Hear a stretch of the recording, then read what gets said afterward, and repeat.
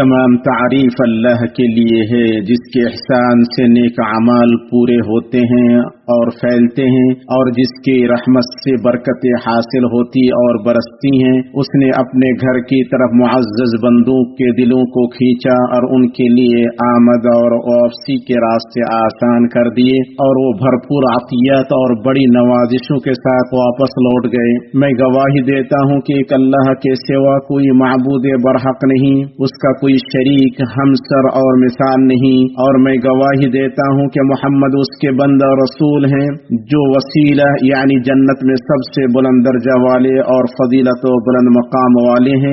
اللہ درود و سلام اور برکت نازل فرمایا آپ پر، آپ کے آل و اصحاب پر، تابعین پر اور ان لوگوں پر جو ان کا اچھی طرح اتباع کریں جب تک صبح اور شام ایک کے بعد دیگرے آتی رہے۔ اما بعد لوگوں، میں آپ کو اللہ کے تقوی کی وصیت کرتا ہوں۔ اللہ آپ پر رحم فرمائے، آپ اللہ کا تقوی اختیار کریں اور روانگی کے لیے تیار ہو جائیں کہ آپ کے کجاوے کس دیے گئے ہیں، اور منزل کے لیے تیاری کر لیں کہ امیدیں جھوٹی ہیں۔ اللہ کا فرمان ہے، اے ایمان والو، اللہ کا کما حق ہو تقوی اختیار کرو اور دیکھو برتے دم تک مسلمان ہی رہنا۔ مسلمانوں، مبارک حاجیوں، مشقت کے بقدر مراتب حاصل ہوتے ہیں اور سبب کے حساب سے فائدے ملتے ہیں۔ دیکھیں، آپ نے سب سے عمدہ مال اور وقت خرچ کیے تو آپ کو سب سے عظیم مسجد اور معزز مقام تک پہنچنے کی سعادت نصیب ہوئی۔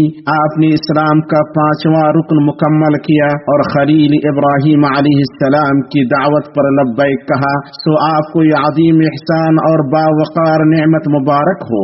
اللہ آپ کے عمل کو شرف قبولیت سے بخشے اور اس پر مغفرت اور امید برآری کی مہر لگائے۔ اللہ کے گھر کے حاجیوں، آپ حج کی سب سے بیش قیمت کمائی سے محدود ہوئے اور اس کے سب سے خوشگوار چشمے سے سیراب ہوئے۔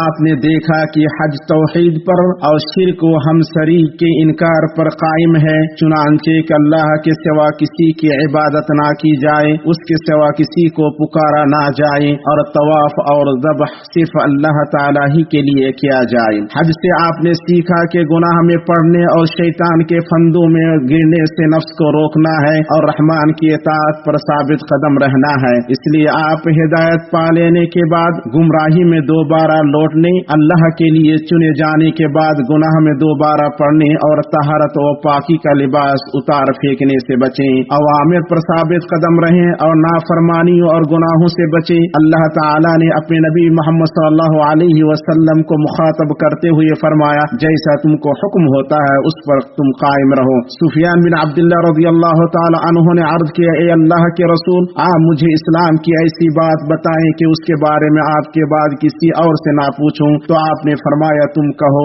میں اللہ پر ایمان لایا، پھر تم اس پر قائم رہو۔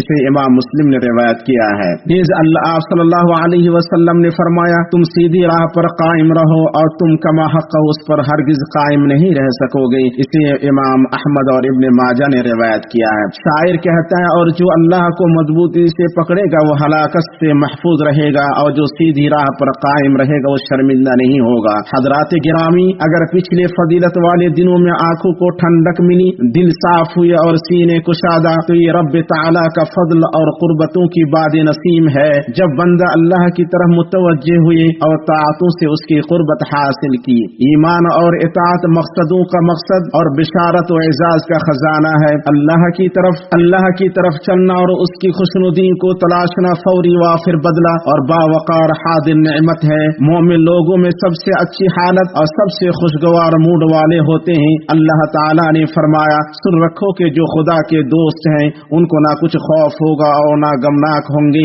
یعنی جو لوگ ایمان لائے اور پرہیزگار رہے ان کے لیے دنیا کی زندگی میں بشارت ہے اور آخرت میں بھی۔ نیز اللہ نے فرمایا، جن لوگوں نے بھلائی کی ان کے لیے اس دنیا میں بھلائی ہے اور یقیناً آخرت کا گھر تو بہت ہی بہتر ہے، اور کیا ہی خوب پرہیزگاروں کا گھر ہے۔ وہ اطاعت کتنی خوبصورت ہے جس کے بعد बाद इताअत हो, और वो नेकी कितनी अच्छी है जिसके बाद नेकी हो, फरीदे की अदायगी हो, सुन्नत की पाबंदी हो, और अल्लाह ताला का जिक्र हो, अल्लाह ताला का फरमान है, और जिसका इरादा आखिरत का हो और जैसी कोशिश उसके लिए होनी चाहिए वो करता भी हो और वो बाईमान भी हो। बस यही लोग हैं जिनकी कोशिश की अल्लाह के यहाँ पूरी कदरदानी की जाएगी। अल्लाह मेरे लिए और आपके लिए कुरान अज़ीम में बरकत दे और मुझे और आपको नबी करीम सल्लल्लाहु अलैहि वसल्लम के तरीके से फायदा पहुँचाए। मैं वो कुछ कह रहा हूँ जो आपने सुना, और अल्लाह से अपने लिए, आपके लिए और बाकी तमाम मुसलमानों के लिए हर गुनाह खता की मग़फ़िरत तलब करता हूँ। आप उससे मग़फ़िरत तलब करें, बेशक वो बड़ा बख्शने वाला मेहरबान है।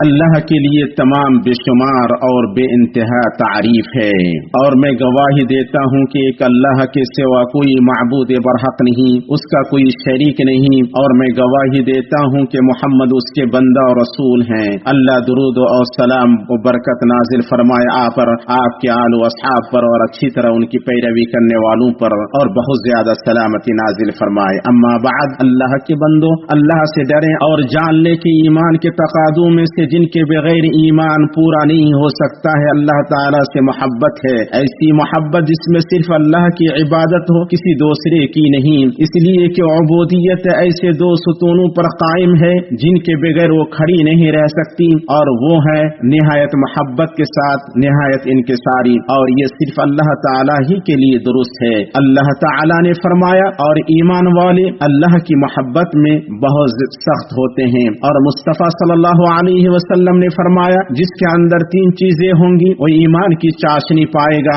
और उनमें से ये है कि अल्लाह और उसके रसूल उसके नजदीक तमाम चीजों से महबूब हो जाएं। इसे इमाम बुखारी और मुस्लिम ने रिवायत किया है। और बंदा का मकाम और मर्तबा उसके रब के पास उसी कदर होगा जिस कदर वो उससे मोहब्बत करेगा, उसके हुक्म की ताबेदारी करेगा और उसके मनहियात से बचेगा। इतनी बात हुई, आप दुरूद और सलाम पढ़ें बशीर नदीर और सिराज मुनीर मोहम्मद बिन अब्दुल्लाह रसूलुल्लाह पर। ऐ अल्लाह तू दुरूद और सलाम और बरकत नाजिल फरमा आप पर, आपके पाक बाज अहले खाना पर, और आपकी बीवियों उम्महातुल मुमिनीन पर। ऐ अल्लाह तू राज़ी हो जा चार खुलफा और आइम्मा खुलफा अबू बकर, उमर, उस्मान और अली से, बाकी तमाम आल व असहाब से, और उन लोगों से जो ता क़यामत उनका अच्छी तरह इत्तिबा करें, और उनके साथ हमसे भी अपने एहसान और करम से राज़ी हो जा या करीम या मुतआल। ऐ अल्लाह इस्लाम और मुसलमानों को गलबा अता फरमा, दीन के किला की हिफाजत फरमा, और अपने मुमिन बंदों की मदद कर। ऐ अल्लाह गमगीन मुसलमानों का गम दूर कर, मुसीबत ज़दा लोगों की मुसीबत खत्म कर, कर्जदारों का कर्ज अदा कर, और हमारे बीमारों